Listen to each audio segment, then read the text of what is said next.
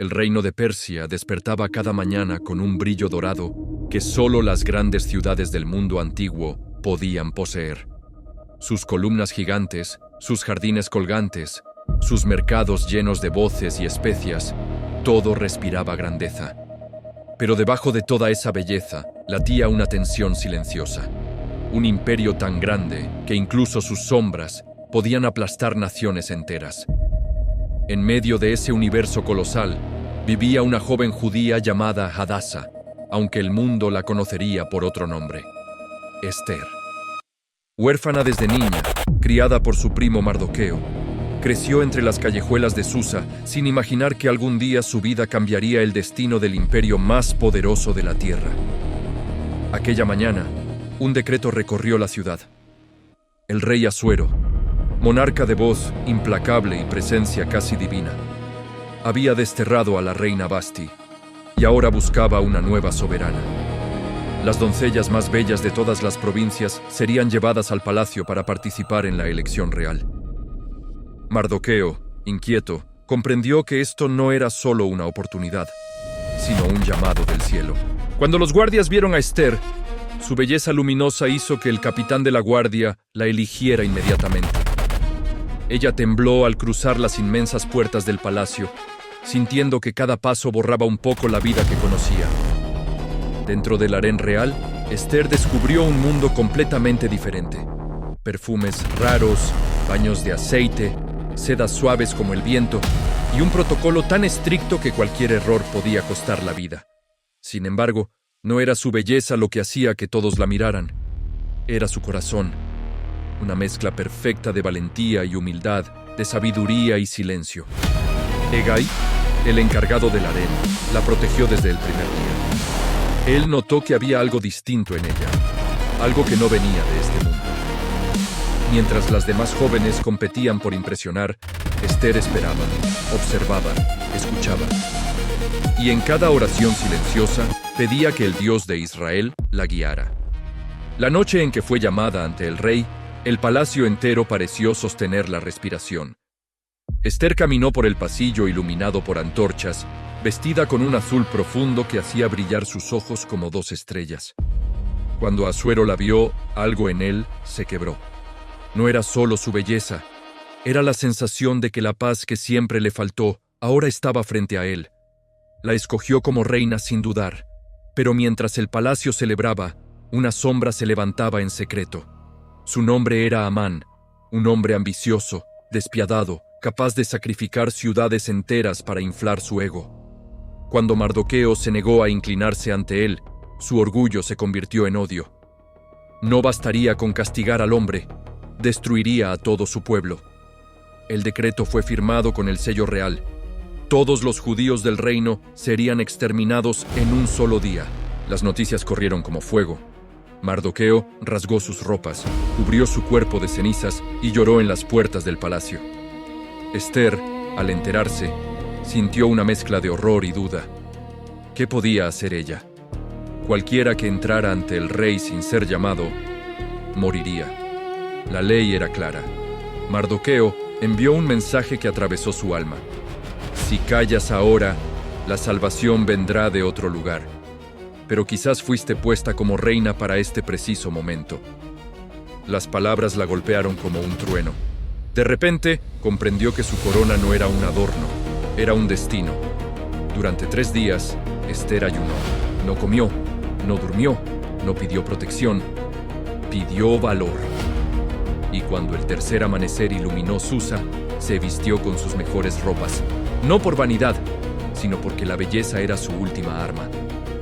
Cruzó el pasillo prohibido, soldados se tensaron, los ministros contuvieron el aliento. Asuero la vio y levantó el cetro. Vivió. Con voz suave, Ester pidió un banquete, no uno cualquiera, un banquete para el rey y para Amán. Lo que estaba por ocurrir cambiaría la historia del imperio para siempre. El palacio de Susa se levantaba como una ciudad dentro de la ciudad. Sus muros relucían al sol como un mar de piedra y oro. Faroles colgaban desde pórticos tallados y la corte se movía con la precisión de un organismo vivo. Sirvientes, eunucos, príncipes, damas con velos que apenas dejaban ver los ojos. En el centro de todo, el trono del rey Asuero era un látigo de luz que obligaba a la gente a mirar, pero no a comprender. La voz del narrador entrada en calor. En tiempos de esplendor y de orgullo, cuando reinos se alzaban por la fuerza del oro y la vanidad, Dios tejía destinos en silencio. Ester no nació en un palacio. Era Hadassah, hija de un pueblo que había sufrido exilio, hija de un linaje que hablaba en susurros. Quedó huérfana muy joven y fue criada por Mardoqueo, su primo, un hombre de mirada recta que conocía el peligro de ser fiel cuando la fidelidad se paga con el silencio. Hadassah creció como una flor recatada entre escombros, hermosa sin saberlo, prudente sin pretender serlo, con una fe guardada como una moneda en el fondo del alma. La cámara se acerca a sus manos, pequeñas, con una cicatriz casi olvidada.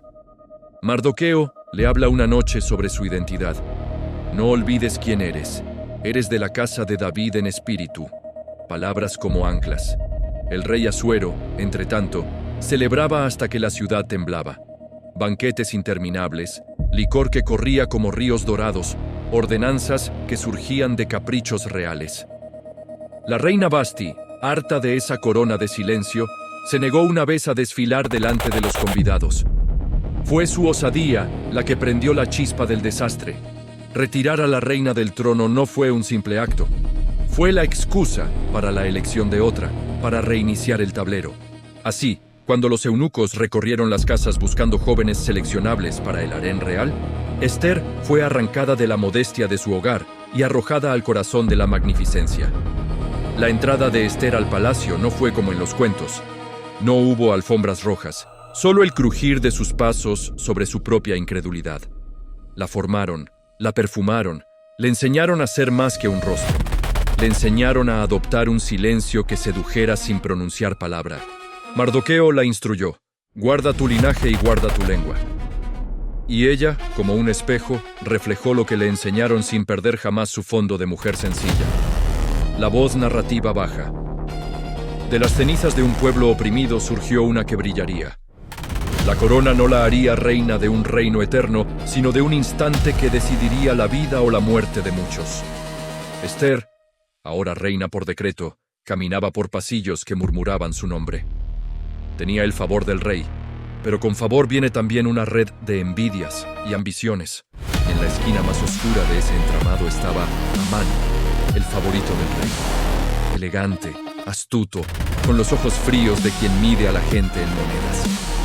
Amán exigió que todo el reino se postrara ante él. Mardoqueo, hombre de convicciones, se negó. Un gesto pequeño, pero punzante como una piedra en el zapato del poderoso. Amán, herido en su orgullo, comenzó a tejer su venganza no solo contra Mardoqueo, sino contra todo un pueblo. Si ellos no se humillan, que desaparezcan, pensó, y transformó su orgullo en decreto, un plan para aniquilar a los judíos, mujeres y niños incluidos. La noticia llegó a Mardoqueo como viento helado. Sus manos temblaron, no de miedo, sino de rabia contenida. Fue al palacio, rasgando su ropa en gesto de duelo, gritando el nombre del pueblo. Ester lo escuchó, y la cámara se detiene en su rostro, la calma que precede la tormenta. La decisión surgió como una llama en su pecho. Si callo, seré cómplice. Si hablo, quizá muera. Mardoqueo le ofreció la clave de su responsabilidad. Si callas ahora, de otra parte vendrá la salvación. Pero tal vez para este tiempo has llegado al trono. El destino, con palabras cotidianas, se volvió pesadamente claro. El plan de Ester no era arrebatar el cetro ni desafiar abiertamente a Amán. Su estrategia respiraba paciencia. Organizó 2 banquetes, con vino y con sonrisas, donde el veneno se sirvió en forma de cortesía. La tensión palpitaba en el aire como tambor. En la mesa, Ester brilló con un resplandor que no era solo físico, sino moral. Ella sabía que este era su momento para desmontar no solo la intriga, sino la teología del odio. Invitaré al rey y dejaré que él revele su propio juicio, pensó. En la primera cena, Asuero la halagó con promesas, y Ester devolvió esas promesas en misterio. Amán se sentía seguro. Había recibido homenaje, veía su reflejo en cada gesto de sumisión. La segunda cena, sin embargo, fue el escenario donde la verdad se volvió cuchillo. Ester, con voz templada, habló. Si he hallado favor ante el rey, si le agrado, que venga su vida y la de su pueblo. Las palabras flotaron. El silencio se hizo denso como lluvia a punto de caer. El rey, sorprendido, preguntó qué deseaba. Ester se detuvo, midió la fuerza de su rey y del palacio, y por primera vez reveló su verdad más íntima, su identidad. Soy judía, dijo. Se escuchó el ruido de la tierra desplazándose bajo los cimientos del poder. Asuero no comprendió enseguida el tejido político de Amán. Su ira era volcánica, pero a veces mal dirigida. Cuando supo de la conspiración, el palacio entero pareció contener la respiración. Amán, descubierto, trató de justificarse. Su orgullo lo traicionó hasta el punto de implorar por su propia vida. La pena de Amán fue su propia trampa. La justicia, irónica y teatral, lo alcanzó con rapidez. Fue colgado en la misma horca que él mismo había preparado para Mardoqueo. La cámara lo muestra durante su caída. El rostro que antes rozaba la altivez, ahora esculpido por la derrota. El rey, en un acto que fue mezcla de arbitrariedad y justicia, firmó decretos a favor del pueblo de Ester. Mardoqueo fue exaltado, la gente celebró, y en las plazas se encendieron hogueras de júbilo. Pero el narrador no lo deja pasar como una simple fiesta.